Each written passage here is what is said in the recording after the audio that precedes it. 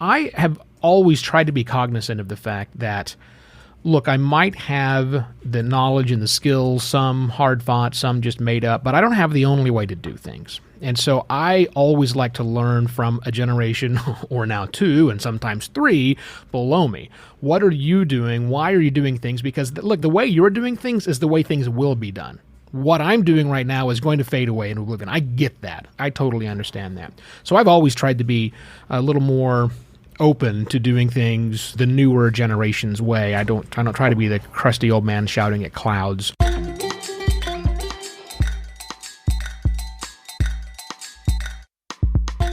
Okay. Podcast Junkies, episode 263. Welcome back. It's me, Harry Duran, and we're talking podcasting again. If you just stumbled onto this because you are a super fan of this week's guest, then welcome. This is the show where we talk to folks that are doing interesting things in podcasting and get to know a little bit more about why they do what they do. And it's always a fun time for me. Last week's conversation was with Craig Hewitt. He's the host of Seeking Scale and the CEO of Castos.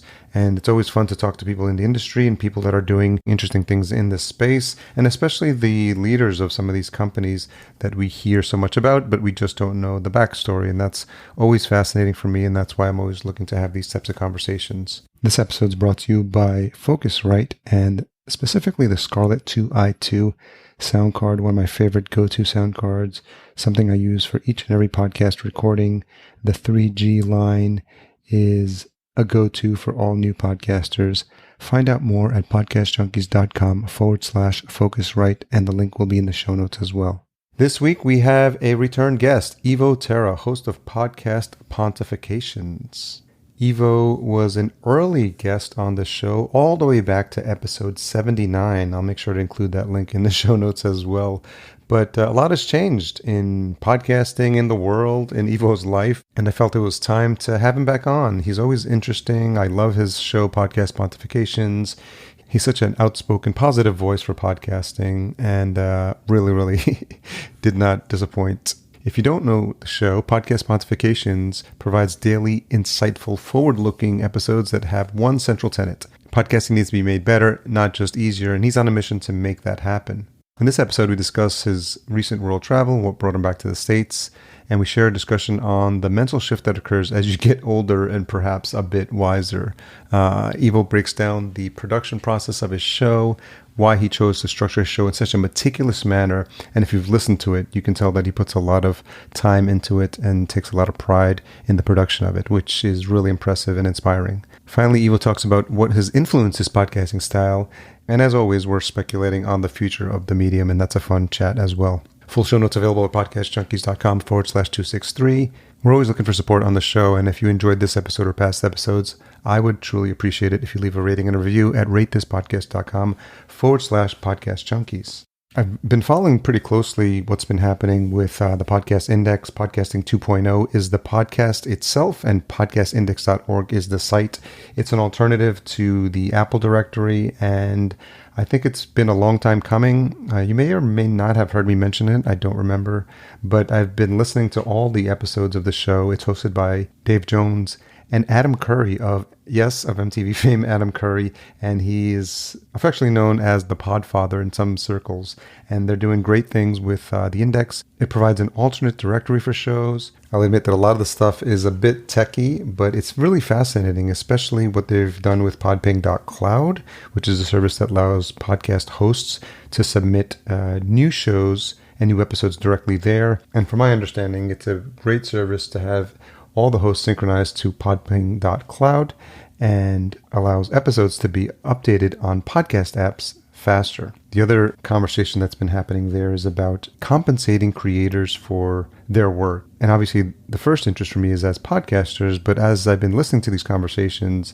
they're even talking about artists using the mechanisms and using the infrastructure to release albums.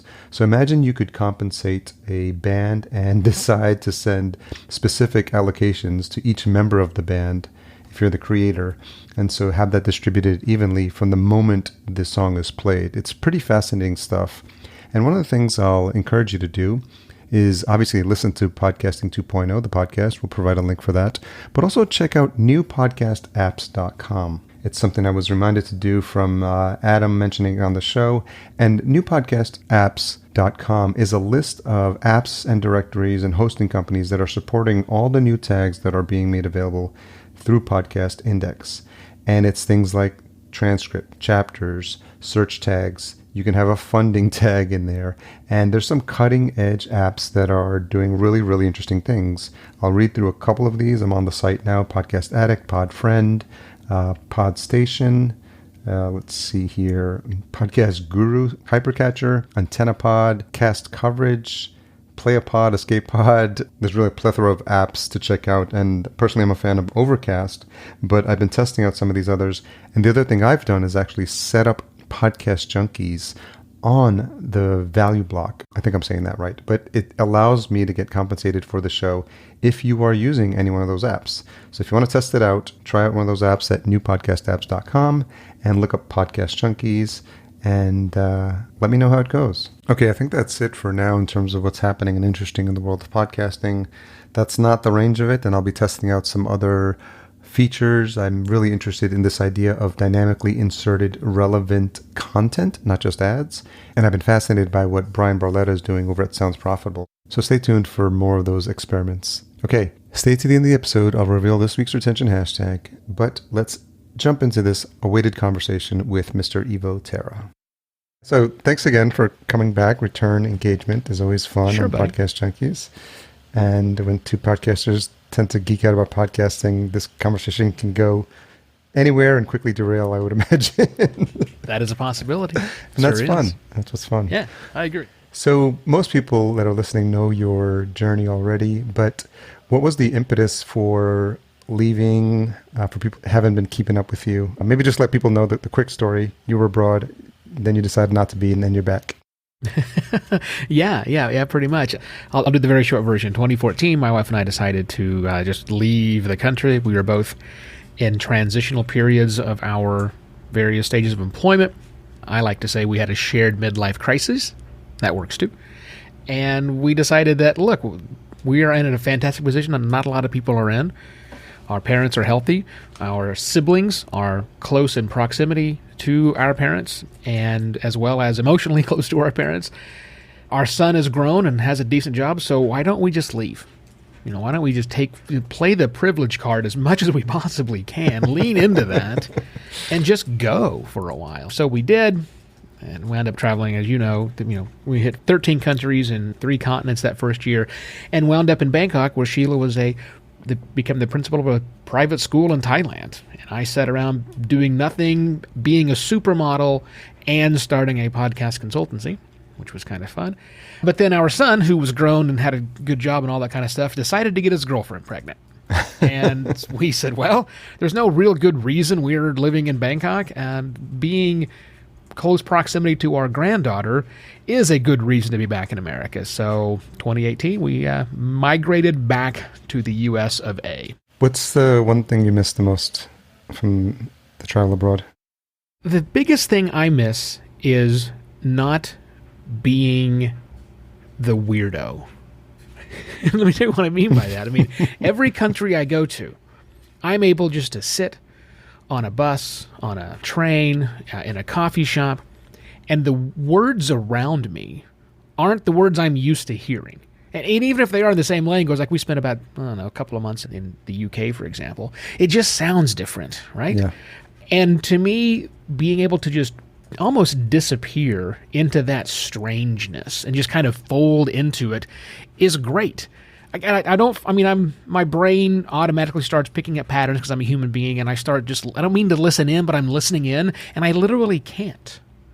For the 3 years I'm living in Thailand, I picked up a little Thai, an extremely small amount of Thai, not enough to pick up any conversations that's happening around me. And so I was anonymous. I was just simply there was nothing around me that was really compelling me to be one thing or the other, which is interesting and freeing and weird all at the same time. It seems like the culture itself was your own background focus app. Exactly. Like in coffee shops, they've got that filter that says, do you want coffee shop background? And it's just murmurs, and you just kind of hear like sounds and plates clinking and stuff like that. So as long as there's no words you can understand, you can do your work. That must have been what it was like over there. That was very, very similar to that. Yeah. I always tell regular listeners know the story about me going to Bangkok, Thailand, actually, Suratani, and almost dying. But what was most crazy, other than the 26 hours it took me to get there, was the fact that, to your point, it's the first time I felt like I was same planet, but you feel like you're just completely out of your element. Nothing is the same. Not even like, Romance languages, French, Italian, I speak Spanish, you can kind of figure your way out, but it is a completely different alienating experience. And it's something I think everyone should experience at least once or twice just to be shooken out of your comfort zone. Yeah, I think so. That was one of the weirdest things coming back. It's like, I can understand everyone. I don't want to do that. And so where does that place us in the podcasting timeline? 2018, what were you coming back to? You'd already started your consultancy. Do you remember what things were like when you got back? Well, that first, just getting back for that first, because we got back, I think, in April, and I was in a process of really growing out the business, because in Thailand, it was just kind of a thing to do on the side. But, coming back to America, I need significantly more income to live in Phoenix, Arizona than we did to live in Thailand. And so I was like, okay, this just can't be something I do for a couple of hours a week. This needs to become much more like a full-time job where I'm going to have to get a full-time job, and I don't really want to get a full-time job. When's the last time you were in a cubicle, by the way? What's that again? When's the last time you sat in a cubicle? Oh, wow. 2013. Okay. The last time I had a job with, and probably 2012, because mine was more of an office and a cubicle, but it has been a long time. Anyhow, I came back, and that was it. It was like, okay, I need to hustle and grow. So it was getting back to Phoenix, which is where I'd lived for some 20 years prior to that, reestablishing connections with people here in town, putting out feelers, and just really doing the hustle that you're supposed to do as an entrepreneur for that first year of 2018. And it worked out pretty well, reestablishing a studio here as opposed to what I had over there, and doing more work and finding people. And so, yeah, that's what it was all about. It was, podcasting was growing. There were still a bunch of businesses who were looking to do more in the podcasting space. And this, that's really all I work with, are businesses that want to make podcasts, and they were asking questions. So that was all great. Were you stapling flyers to telephone poles? Yes, that was one way I was doing it. Right. A lot of direct mail pieces. No, none of that. Yeah, just kind of reaching out and reestablishing myself, which was great for the first 6 months. And then, when 2019 hit, that's when Spotify decided to change the rules of the game for everyone. And then I was dealing with that the rest of the time. And so is this the first time that you've actually tried to build and grow something that your own business, you own it 100%? Or were there other entrepreneurial type endeavors as you were leaving your corporate life? Yeah, good question. So I left corporate life in 2008. And by left corporate life, I mean 2008 happened. And I was working at an agency that, we literally dissolved in a weekend. Wow. Both of the major clients we had said, we're no longer need your services. And so I was no longer the vice president of an agency because that agency ceased to exist over 4th of July weekend. Yeah, I was working at E-Trade at the time, so you can imagine what that must have been like. Yeah, it was a little spooky. But anyhow, so I did 2 years just doing general strategic business consulting, digital stuff, because I've worked in the digital side of things forever. And when that job went away, I did the same thing. Started picking up the phone, calling people. Hey, do you need help? What do you need help with? And for 2 years, I ran my own thing. And it was great. I mean, I love working for myself. The problem at the end of that 2 years of doing that is I had 2 big clients. That was it. And I kept looking back 2 years before going, my agency had 2 big clients. It's not your eggs all in one basket, but that's 2 eggs in one basket, which is not a lot of eggs. So you either need more baskets or more eggs. So I went back and took another job at a different agency and began working there. So this is the first time I've realized I want to make it into a true company, not just me talking to people, but actually working with freelancers and others to do things beyond what I'm capable of actually doing on my own, building a real business. And it's been fun. I've been in business ops for the longest time. And so all the things I learned running agencies, most of them apply heavily when I'm running my own business now. Yeah, I think for people that haven't done it before, some of the things you have to learn on the way, because you don't really learn entrepreneurship like in school, and you don't like the real way, not like I'm going to go get a business card because that means I'm in business. First, I got to do is I got to incorporate. I got to get that big book with all the like pages and your stamp. You got to get your seal, your corporate seal, like all these, your bank account. That's actually pretty important. But like the other stuff, I heard someone say like if you want to tell someone you have a business and it's a hot dog business, buy some hot dogs, buy some buns, go to the corner, sell one hot dog. Now you have a hot dog business. Your business, yeah. Until then. Yeah. So what were you learning about yourself in terms of skill sets you didn't have, needed to learn as you started to realize like, buck literally stops with me. I have to figure all this out myself. Yeah. It's certainly been a learning journey along the way, because you learn there are things I have learned there are things I like to do and there are things that I don't like to do. There are clients I like to have and clients I don't like to have. And unfortunately, sometimes the clients you don't like to have are the ones that pay the most. And so you have to struggle through all of those. Grit your teeth. Yeah. Sometimes you really do. I think the biggest growing moment for me is that, so when I was growing up, when I was a young man in high school, my stepfather at the time had his own business. And I knew I didn't want to be like him for a lot of reasons. One is he was genuinely a terrible person, but also the business caused him just to work all the time and would get called up in the middle of the night and have to go into work to do this. And I just didn't want to do that. And I had opportunities to do really fun jobs in college that I passed on because, like, give up my Friday night? Are you nuts? No way. I don't know, so, all these dumb things that you do, right? Because and when I started doing entrepreneurship back when I lived in Los Angeles in the late 90s, this is pre-podcasting stuff, I started a little side hustle with another guy, and I just watched him work to the bone, like all weekend, constantly, and I'm just doing little things on the side, so I really, really resisted that. But what I didn't realize is that, look, it's not like they're not really working. I mean, some people do. Some people can totally work, 80 hours and they really work them. But when you really do run it, and it's kind of your own, you give things to other people, just like I was doing in the corporate world to get things done. I mean, I might be up until working at 9 o'clock, but also tomorrow, if I feel like stopping at 11, I can.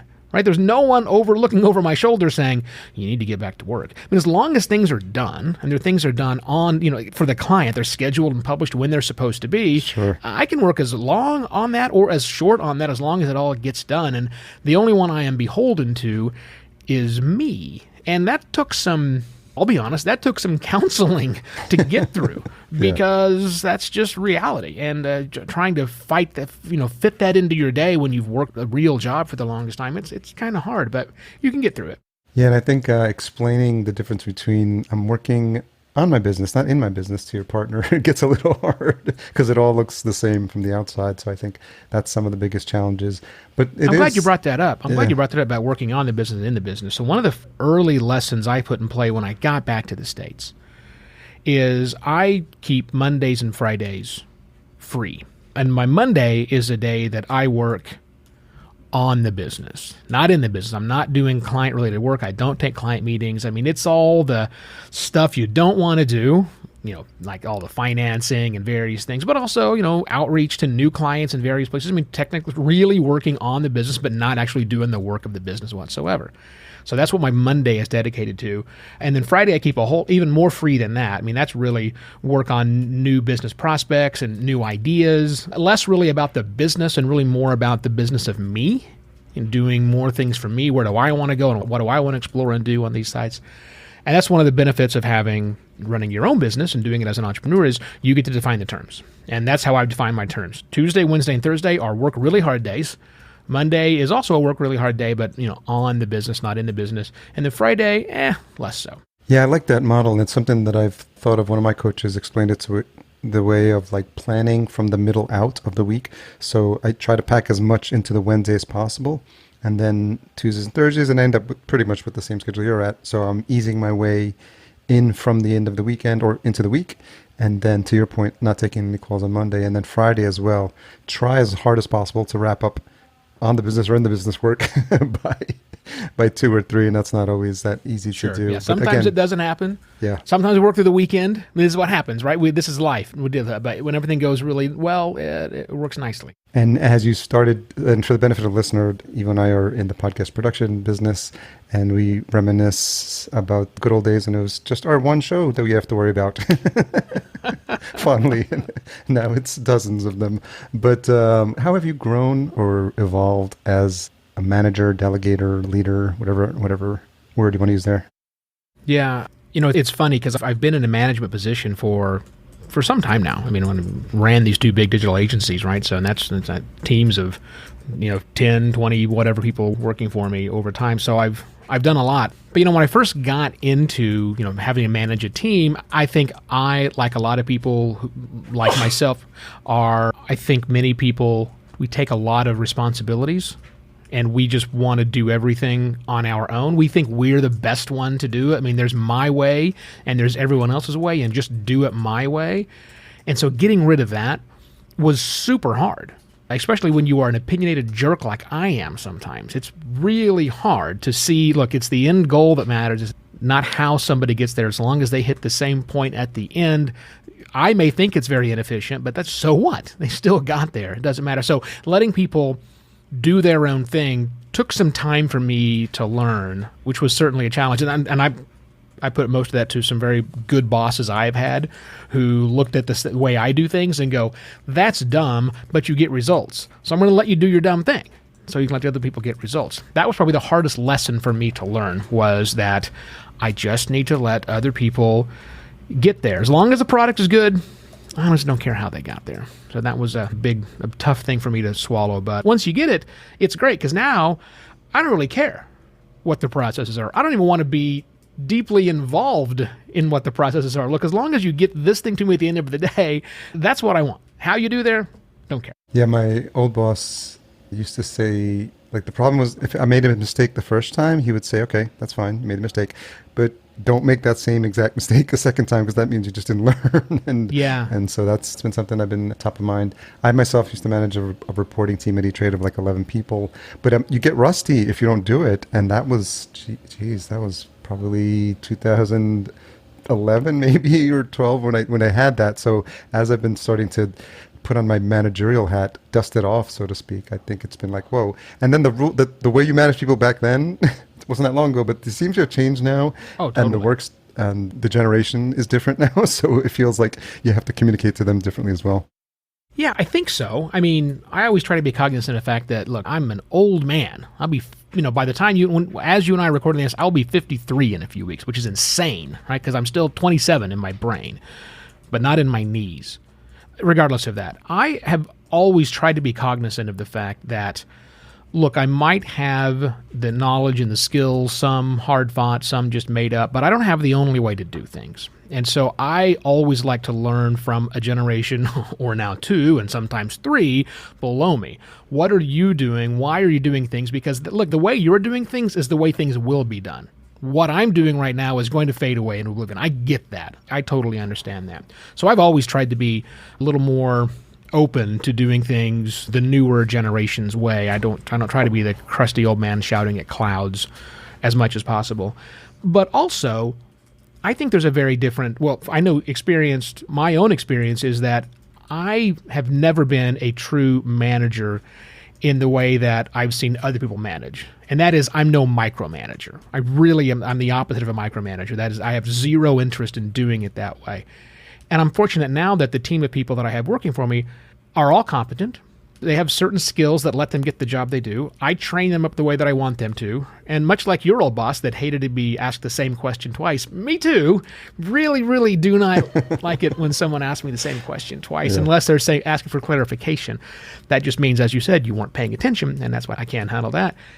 But, setting the parameters now is just vastly different. We're not making widgets. We're not cranking out assembly line stuff. There's no need to be butt in seat for a certain number of hours. I don't have any way to measure someone's output, and I'm not interested in doing that either. That's not the kind of business I want to run, where we just simply throw more time at it, more energy at it, and then more business comes at the other end. That just doesn't sound like a lot of fun to me. So I get to avoid a lot of those true managerial problems that I would have if I was trying to, I don't know, manage a 7-Eleven or something.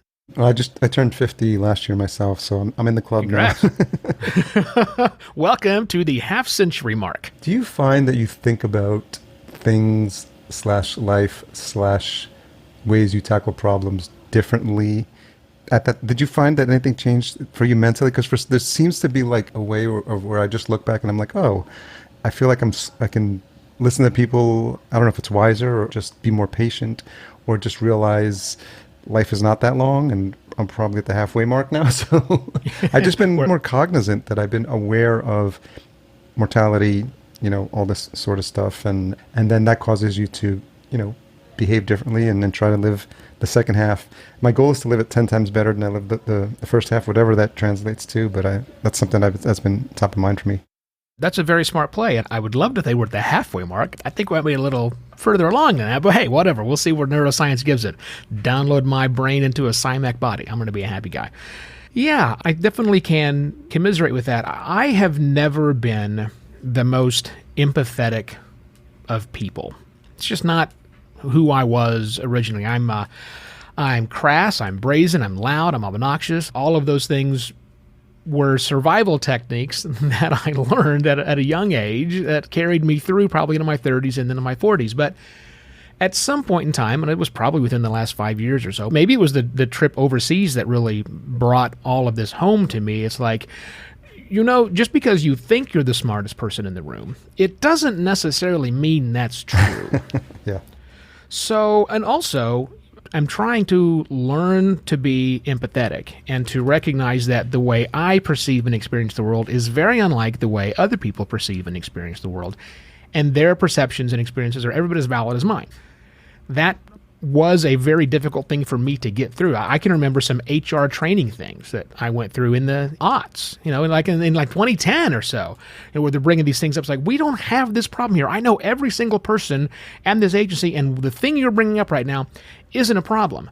Well, I look back on that now and go, how arrogant was that? How do I know whether it's a problem or not? I know what people are like when they interact with me, but I don't know what they're like for the rest of the day. There are probably some terrible things going on that I didn't know about, and I was extremely dismissive of. So I try to think back to all those blunders I've made and learn from my own mistakes and say, look, I'm not doing that anymore. Like yourself, for the next half or the next 30 or 40 years, whatever we get left over, I want to be better.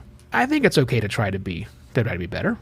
Yeah, that's a great thing to aspire to, and to know that it's not a destination. What is it? It's not a destination. It's a journey. It's the journey. Yeah, don't tell me that after a 15-hour flight. But I do agree in principle that, it is the process of getting there makes things a bit better, yeah. What's a couple of lessons, takeaways from the past year, what we've all gone through collectively? Hasn't the last year that feels like a dozen? Or 2 minutes? I mean, I don't know. It just comes, it slides back and forth as it goes on. Oh, wow. I think the lessons, there's been a lot of things that have changed for all of us. I'm counting myself very fortunate that, I've made it through this far. Looks like I'm going to make it through for the rest of the way. It wasn't catastrophic.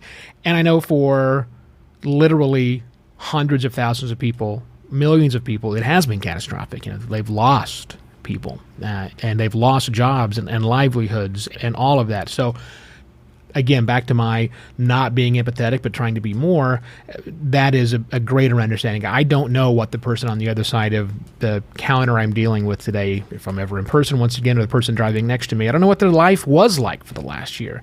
It's taught me to be a little bit more appreciative of that. Also, another big lesson I've learned is I kind of like not being sick. Yeah. I mean, barring my weird kidney stone bout that I had to deal with last year, which, that wasn't a contagion. It was just some poor lifestyle choice I hadn't made at one time. I've not been sick. And I'm trying to think forward, as a lesson of what does that mean for me going forward? How can I change my behavior?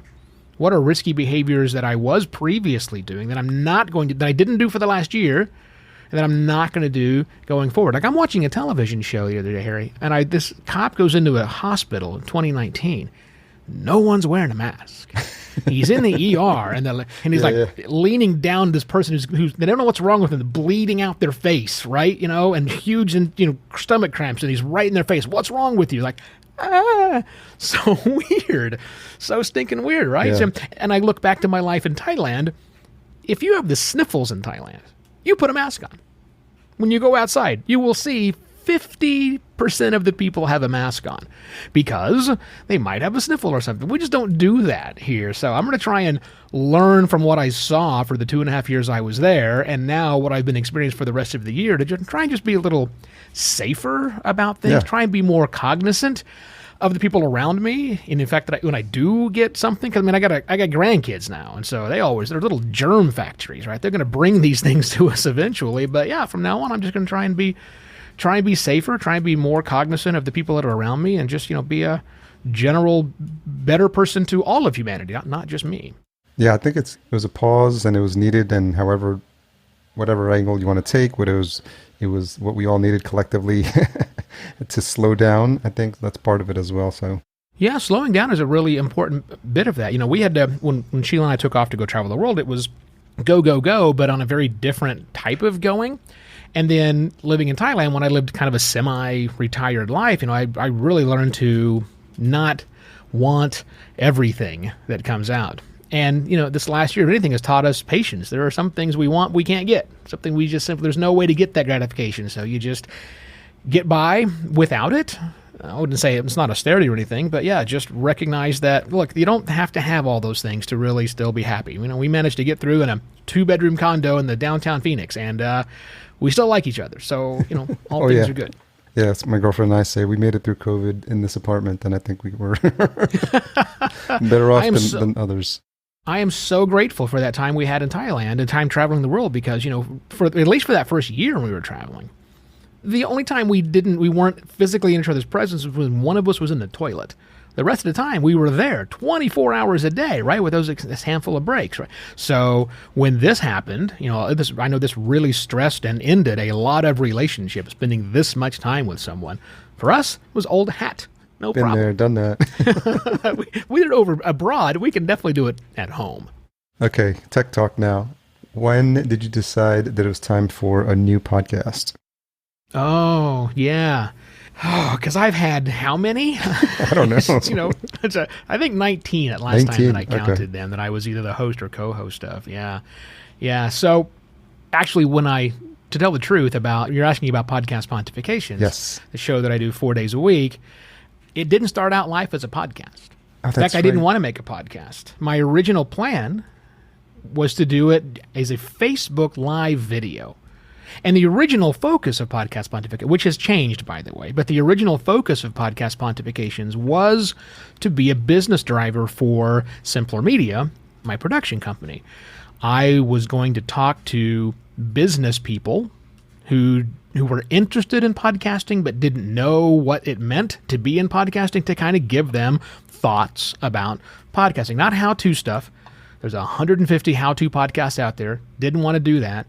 Not an interview-based show. There's 150 interview shows there. I love this one, don't get me wrong, but I knew I didn't want to do those things. So I just wanted to come up with thoughts and ideas about podcasting that business people might need to understand to get them more interested in podcasting. And so super weird random chance they might decide to contact me about it. Well, I did that for about 30 episodes, and I got a text from Gary Leland, the podcast pickle himself. And Gary and I have known each other since the beginning of podcasting time, and he said, "Why isn't this a podcast?" And I said, "Well, I'm shooting a video on my phone for these Facebook people. I don't really want to make it a podcast." And he says, "That's stupid. You should totally make this a podcast." Right? Typical Gary Leland fashion. No pulling of any punches whatsoever. It's like, oh, I guess he's right. I don't know why I'm not doing it. It's not like it's that hard. I know I have all of the tools at my disposal, and those other Facebook videos are fleeting, so let's do it. So I switched. Well, I didn't switch. I still kept doing the live video, but now I stripped the audio out and make it into a show. Well, that was 2018 when I got that, or 2019 when I got that smack upside the head by Gary. And here we are now, middle of 2021, and I think this morning episode was 435. Congrats. That's awesome.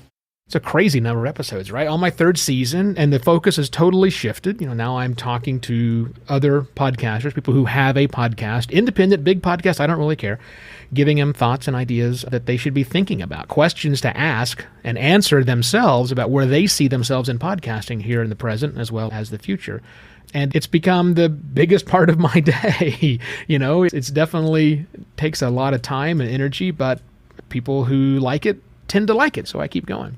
Talk a little bit about the production process, because anyone who's listened to the show, and obviously we'll have links in the show notes, I do get the sense there's a considerable amount of thought put into it in terms of the topics, the planning, the format, and then we'll get a little into some of the stuff you're experimenting and doing with Brian.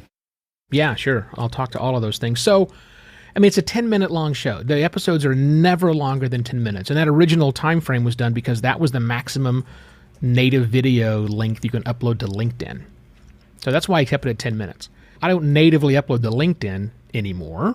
Still on LinkedIn, but I could technically do it as long as I want to, but I've kind of gotten in the rhythm. I like short. Plus, also, I'm putting this thing out 4 days a week. So, I've got to keep it short. So for all the new podcast listeners out there, for all the podcast creators out there, my 10-minute long episode takes me 3.5 hours to produce. So I figured. 10 minutes, 3.5 hours. And I promise you, it's not because I don't know what I'm doing. I know what I'm doing. I know how to make a podcast. Yeah, pretty well. Been around the block a couple times. For a variety of things.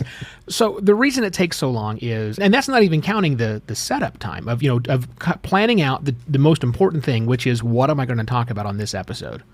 What's the topic and what's the angle? That usually, so I've got a book that I keep here, and I have a whole bunch of notes written down on it. As ideas come to me, they get written down on the page. And usually the evening before my show, so Sunday night, because I start them at Monday morning, I've usually picked my topic, and I'm noodling on the direction I want to go. That evening, I wake up, I noodle the direction I want to go, and by about 6:15 a.m., I'm sitting down at my computer, and I put with a blank sheet of paper, Google Docs, and I start hammering out the outline of my talk. These are the exact points I'm going to raise on the conversation. Here's how I'm going to end the conversation. These are the exact words I'm going to start the podcast with. So all that is done usually not usually by. So that's done. Then I go and make all the graphics, get that ready, because when I do the show as a live stream that now goes out on Twitter and Facebook and LinkedIn and what's the other one I'm missing?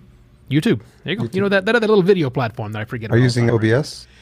Using OBS, okay. Going through Restream. Okay. To go out to those 4 channels. Got it. And I go live at 7 a.m. Phoenix time. That's when it's live. And so I have to have the graphics done because they're part of the show. So they're all out there. So I go live. I spend about 4 minutes just kind of saying hi to people who are watching live. It's not the actual real recording of the process yet. Just, kind of a warm-up. Getting people who may be first-time listeners to understand that there's more stuff at Podcast Pontifications, all that kind of crazy stuff, the little behind-the-scenes stuff you do. And then a little before 7:05, 7:04, sometime in that time, I hit record. And just for the last 2 days, I've started actually recording the audio with QuickTime on the maximum side. And then I hit record also on OBS because the video will go to YouTube later today. But QuickTime, using the maximum quality, will give you a much higher quality file. And I knew that, but I just wasn't doing it. Again, it took another kick in the butt. Thank you, Marcus DePaula, for the kick in the butt to make me do it that way. So I basically perform the outline of the show that I have written. There are some bits, again, the first bit, which I'm reading word for word. But for the rest of it, I just glance over my notes and I just go through the process. And I wind up with a 7 to 8, 10, something like that, minute-long experience that I put out there. All right, so I finish that up. And I'll be much faster for the rest of these things. So the audio file is a very quick edit because rarely do I have something in the middle that I need to fix. Because again, I've done this for a long time. Sure. I know the topic. I have the full outline. So it's rare I have a boo-boo inside that I've got to fix it. So 5-10 minutes later, the audio's edited. Where are you editing in? Hindenburg Journalist Pro. Awesome. I put everything into RX 8 standard right now to do the cleanup because even though I've got a nice, big fat microphone, pretty sound conditioned walls, I can make my voice sound better. So I'll spend 10 minutes making my voice sound better in RX, put it in Hindenburg. That's the Isotope RX plugin. Yeah. Such a great little tool. It's really, really cool. And so edited audio, throw it into Descript. Descript churns through and creates the transcript. While I'm doing that, I upload the image files and the video to Allie, my production assistant, who I've had for the longest time. Hi, Allie. She's great. So her job will be to put that video up on YouTube later, publish that video on places like my Facebook page and my LinkedIn page all later on. But her biggest job first thing in the morning is to correct Descript's transcript. Because as good as machine transcription is, it's comical. Have you tried Otter? I have tried Otter, yes. It's also very good, but Very still... good, yeah. It's 90, yeah. It used to be they all 80, have to be 70, correct. 80. Now it's 90, 95 Yeah, sometimes. but they all need correction, right? Yes. Because it never gets my name right. It can, half the time, it doesn't get Podcast Pontifications right. And That's plus awesome. all the other little weird things that I do inside of it. So Allie is busy correcting the transcript. While I have taken that transcript and I put it back into that Google Doc and I rewrite the whole thing. Not to say, here's what I said, but I rewrite it to be, here's what I meant to say. Here's the way I would write this, because the way I speak, I don't speak in complete sentences. I mean, the thing I just said was at least 3 fragments of sentences. When I haven't used a period yet, and it's going too long. Yeah. It's fine when you're listening, but not fine when you're reading it. So I rewrite it. And that's what takes me most of the time. So by the time I get the article done, totally written, by that time, Allie has gone through and spent an hour or so correcting the transcript. So that's ready to be published. And then everything gets kind of pushed together. I post it on my website, the full article. I publish it. I use Captivate as my hosting company. So that gets scheduled to go. I have a newsletter that I send out to people. So the article goes there that I've rewritten, plus there's a link to the audio file so people can click that and listen if they wish to, which is becoming more and more important since, Apple Podcast hates me now and takes 3 or 4 hours to get my audio. I don't think it's personal. I think it's all podcasters. You're right. It's an even hatred, but for right now, I want to keep it personal on me. I'm pretty sure it's just me. All the bad things I've said about Apple over the years, even though I'm an Apple user, regardless. So I'm usually done with the process by 9:30, but sometimes closer to 10 o'clock. But at 9:55 is when the episode publishes, and at 10 o'clock is when the newsletter goes out with all the things on it, and the social media through Buffer starts going through its process of sending things to various places. So yeah, 6:30 usually 6:15 in the morning until 10. And then Allie still has additional work to do afterwards to get the video all done. So 3.5, 4 hours for a 10-minute long episode. Well, that was wonderful. And I can take that little snippet out and share it for future reference for anyone who wants a mini masterclass on how to produce a 10-minute podcast.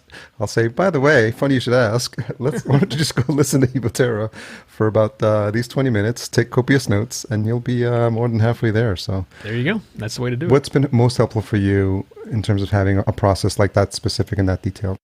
It keeps me focused because I could do a lot of things. Sure. There are a lot of things that I could spend that time in and doing. I had an old boss that gave me a phrase I'm never going to forget, and it is that work will always expand to fill the time allotted for it. Parkinson's law. Yeah. Is that what that is? Yeah, it is. All right. It's the amount of work expands to fit the amount of time that's been allocated. And anyone who's been to college and crammed for an exam the night before. Yeah. Or had given 2 weeks to do a project for your boss, and then like the night before you're just like, okay, got to get this done.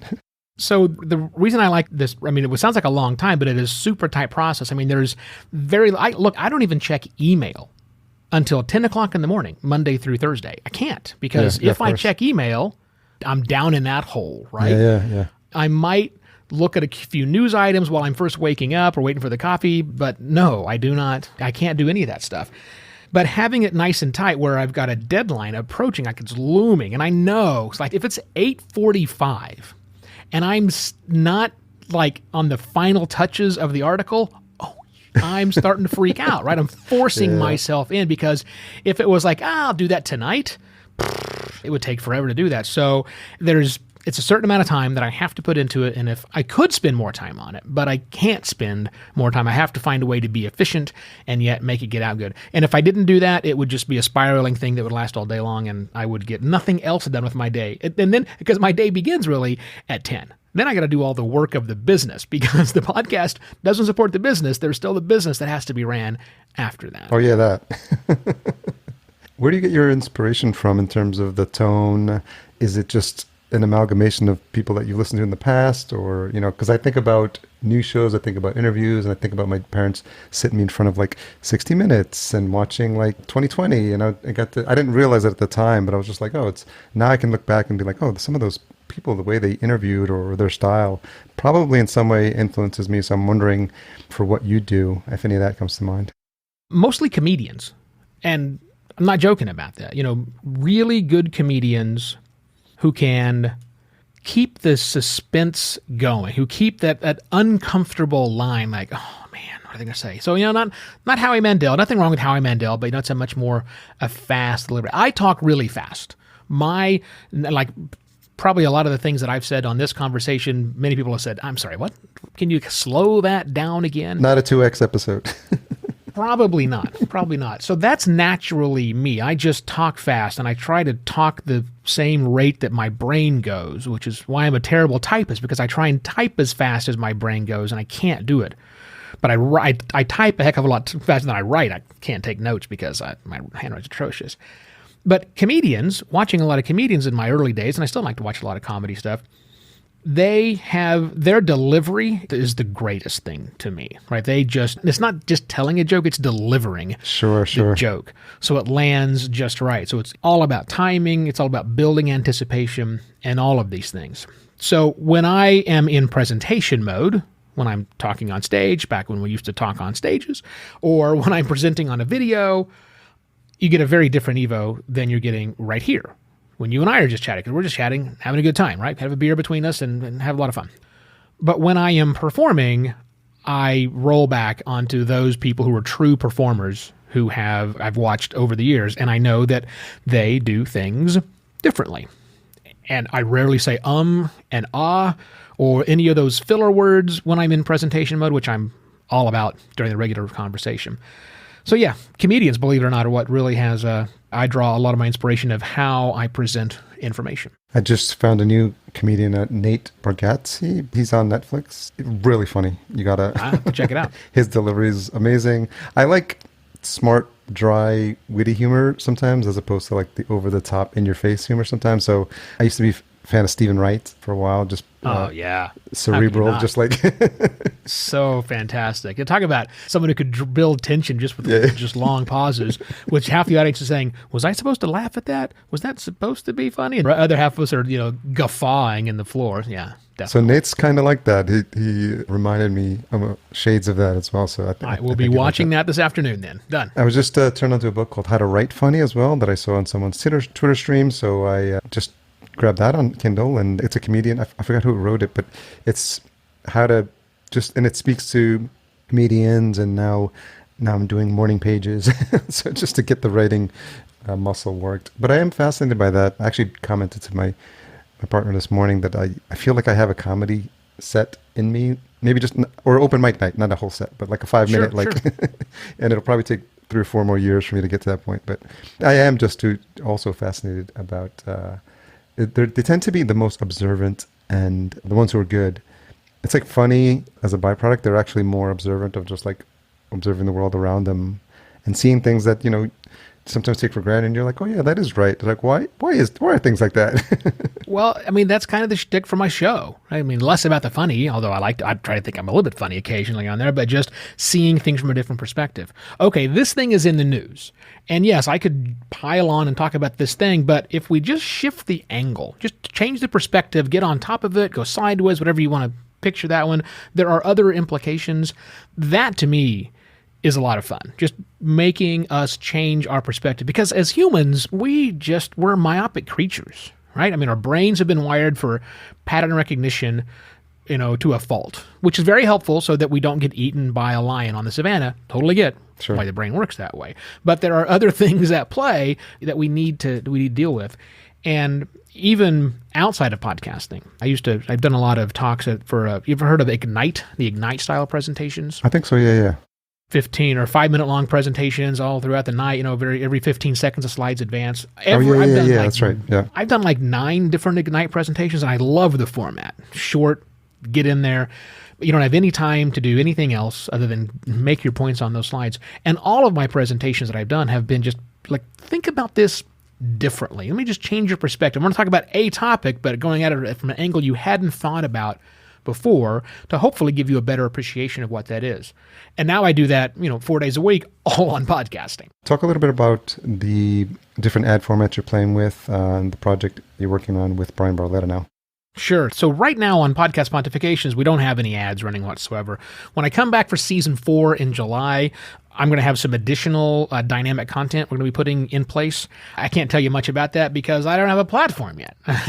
We're working on building that. The one thing that I did, and I probably should have been clearer, but what Brian did by putting your little snippet of Pontifications on his show, so that we're going to get a little geeky here, but I thought it was fascinating. No, I think that's great because that's one of the things I want to do. One of the inspirations for why I want to change up season 4 is because of that little bit of syndicated audio that goes in Sounds Profitable's podcast every time it goes out once a week. Mine goes in there and also James Cridlin from Pod News. We each produce a little bit of audio. But here's the fun thing. That little, what I call moment of Pod Zen, I produce that almost every day. And I produce a version that goes out on Alexa for the, 6 people that subscribe that have added Moment of Pod Zen to their Alexa, which I probably just made a bunch of people's device go off. Sorry about that. But I also produce a version for Sounds Profitable. And it gets embedded, but it's not baked in. I mean, we're using dynamic ad insertion. So at any time, Brian uses Whooshka, which is not my favorite podcast host, but definitely my favorite podcast host to say. Whooshka. It's just fun to say, yeah. Love the name. So I just, when I've recorded that over, I just log into Whooshka, I go into the campaign area, and I drag a new version. And I only keep 4 in there, and it rotates through. So what you're hearing, I might have recorded last week, or I might have recorded on Monday. You don't know, because it's just going to automatically serve it based on a round robin methodology. Because I produce so much content, we didn't want to shove all 4 in there in a week. We just rotate it out so that it goes. And so you're logging into Brian's Whooshka account? Yeah. Okay. Which is probably not what anybody else should do. Yeah.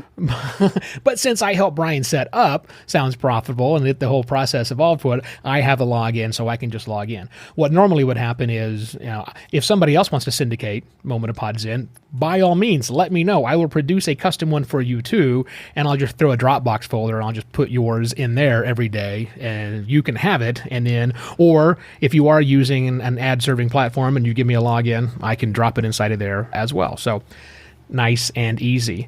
But that whole thing that Brian has with Sounds Profitable, I mean, the number of inserts that boy has running is insane. He's really trying to test out I think like what 7 we can or 8 do with or something dynamic like content. that I heard at one time.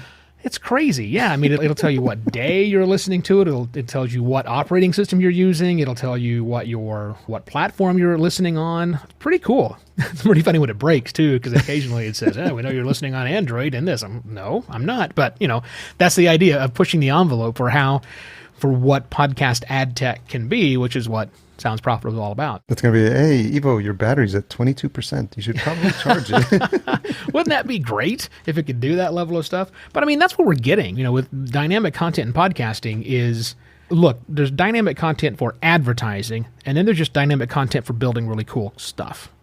And I think building content for really cool stuff is way more interesting to me than just using dynamic advertising. That may be how the bills get paid, but being able to generate content that is specific to you, where you are, or things important in your life that comes in different than things that are important to me, that's kind of cool. And again, the payoff is not advertising's promise of, we'll make more relevant ads to you. No, that's not what I'm talking about. I'm talking about building interesting things that I want to consume. That's not advertisements. That is actual real content that makes sense to me as opposed to somebody else in another part of the world. Yeah, it was so interesting to me. And obviously, because I love the shiny objects, the wheel started turning. And so I have reached out to James, and I think he mentioned, because it is better if you can obviously do this manually, but it's so much more fun if you can do it dynamically. And I think the word dynamic insertion has gotten a bad rap because people hear it and they automatically think, the Sears and Roebuck ad in front of your meditation podcast. And that's not what it is. And it has matured. I don't know if you listened to Podcasting 2.0 with Adam Curry and Dave Jones. Brian was on there, and I thought that was going to be just a clash between like the world of advertising and the world of indie. Don't tell us what to do. But surprisingly, by the end of that, it's a really, really good episode. By the end of that, Adam and Brian were on the same page with about 80 to 90% of the stuff. And I think we all want the future of podcasting and all boats rising and benefiting the podcaster, the listener. And I think there's some really common ground that was really interesting to see that they found. Absolutely. So where do we go from here? Like, are there things you're thinking about testing, trying new shiny toys in the podcasting space? Well, the new hotness right now is membership. It's private feeds. It's doing something in addition to, not replacing, in addition to the public feed. There's the new thing is chasing what we can do with premium stuff. I mean, iHeart announced today that they're going to have a premium feed operation. Now, you got iHeart, you got Spotify, we got Apple, and then we've got the Supercast of the world that have been doing it for the longest time. We know that Amazon is going to be right around there next. So this is kind of the new interesting world. And it's hard for a lot of podcasters who've been around for the longest time, I don't know, like us, who know that, we've seen this model not work great for the longest time. We know what happens when you try to lock up content behind a paywall. Yeah, it doesn't work all that well. Luminary. Yeah, take Luminary. But Luminary is now getting a breath of life because of this new Apple Podcast thing. That's now funny. Maybe there's a better way for them to do that. Now it might succeed. So I think all of us podcasters, what I'm certainly thinking about is how do I, a person who is committed to releasing free content that can go as far and wide as possible, how do I augment that with some content for members, from private information? That's not the same as just having a Patreon feed. That's doing something different than that is more connected to the apps people are using. That's intriguing. I don't know what it looks like. I have a vision of what it actually might look like, but it's going to require us all to experiment, be a little open-minded about things, and push for change when we need it, which is fine. I think it should be your new comedy routine. Oh, sweet. You could do a private feed and you just work out new material there. So they pay you for you to try out new jokes. Pay me to try out bad jokes on them. Wow. My wife's probably going to look at me like that's not a bad idea. Because usually I try them all out on her. They don't typically work out all that well, do they? No. And what do you think about in-person conferences? What's your feeling on that? I can't wait for 2022. That's one answer, yep. Yeah, I'm looking for 2022. I miss hanging out. I miss random encounters, right? And I've supposedly attended 3 or 4 virtual events, and in all honesty, I haven't attended one of them. I've shown up to give my talk, and that's it. So, yeah, I miss in-person things. And again, 2022, perhaps, if we're all very good and we do a good job, maybe 2022 we can get together again and sit in the same room, and, I can take another shirt off of your back. Who knows? Does that mean we won't be seeing you in Nashville? You will not be seeing him in Nashville. I'm trying to attend Nashville. What I did for PM21 is I have blocked it off of my calendar. I did that So too, my thought is to go to the living room, put it on the big, I don't know what size TV I have, but it's a big TV, and do it all there. That's my intent. Now, reality might be very different, but that's what I am intending to do. So I will see what's happening. Pay someone to strap on a GoPro and just roam the hallways. And then there you go. just watch that on your TV. Stop at that person. Tap that person on the shoulder. What a great idea. And then it's the Evo Cam just on his shoulder. I got to get one of those. Fun. Well, my friend, obviously time flew by, and it's just a nice catch up and have this as a platform for seeing old faces and that exact feeling that I get at a conference. We haven't had it in a long time, and it's something that I've missed. And it's just nice to hear what people are up to. And I know we've chatted previously a couple of other times, but I'm grateful to have some dedicated time with you to see what's going on in your life. Well, thank you for inviting me back once again. My shirt's getting a little worn. I need a new one. So, what are you wearing? No, I'm kidding. I won't take that one. So. Thanks, Harry. I appreciate it, buddy. Need another round. Where's the best place for folks to catch up and connect with you? So the only social platform I pay any attention to whatsoever, still Twitter, where I am Evo Terra, all one word. And then obviously podcastpontifications.com for all of the podcasting goodness I produce. Oh, I was so excited to catch up with you. I almost didn't ask my regular question. So I'll just pick one of them. Something you've changed your mind about recently.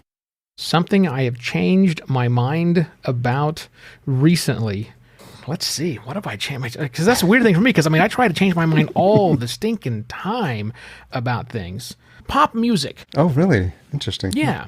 Yeah, I have been hearing some more today's pop music. I don't even know if they call it pop music anymore. That's how old I am. Yeah, me too. But I've been trying to follow the release radar a bit more Okay. on the Spotify and being a little more accepting of tunes that come in. And actually, I'm like, wow, there's actually some decent music out here. Sure. It didn't all stop in the 90s. How cool is that? Yeah, that's good. Open up your mind and try new avenues. So we'll make sure we put that link to in the show notes as well for people to discover new music. Thanks again, Beautiful. my friend. I really enjoyed our conversation. Have a nice day, my friend. Cheers. So thanks to Evo for coming back on the show. I know that his time is valuable. He's busy, and I appreciate his friendship in the podcasting space. And it was really fun to catch up. Time flew by, as it always does when I talk to my podcasting peeps. Full show notes available at podcastjunkies.com/263. Make sure you check those out. A lot of interesting stuff was covered in this episode. Intro and outro music composed by Cedar and Soil. cedarsoil.com for his full list of music. Don't forget, support our sponsor, Focusrite, and their awesome line of gear, specifically the Scarlett 2i2 Pro. If you're interested in a podcast for your business, sign up for a free podcast brainstorm at fullcast.co/chat15, and you'll learn a little bit more about the work we do at Fullcast, our production company. Next week, we keep the buzz going with the podcasting space. Sorry, couldn't resist it. With Alvin Brooke, head of marketing at Buzzsprout. Again, another conversation, long time coming. I think that he was one of the last folks I saw at PodFest prior to the pandemic. And I remember chatting with him at the booth and been following what he's been doing on Twitter. And I think we shared a Clubhouse space as well. So all of those events converged into getting him on the show. And so that was a great conversation as well. So stay tuned for that. If you made it this far, you're no doubt looking for this week's extension hashtag. Let's go with Pontificating Evo, and I'll let you do your best attempt at what that spelling should look like. Hashtag Pontificating Evo. Tag us at podcast_junkies and Evo at Evo Terra. He makes that pretty easy. Thanks for all you do to support the show. I really appreciate you taking the time, and I'll talk to you next episode.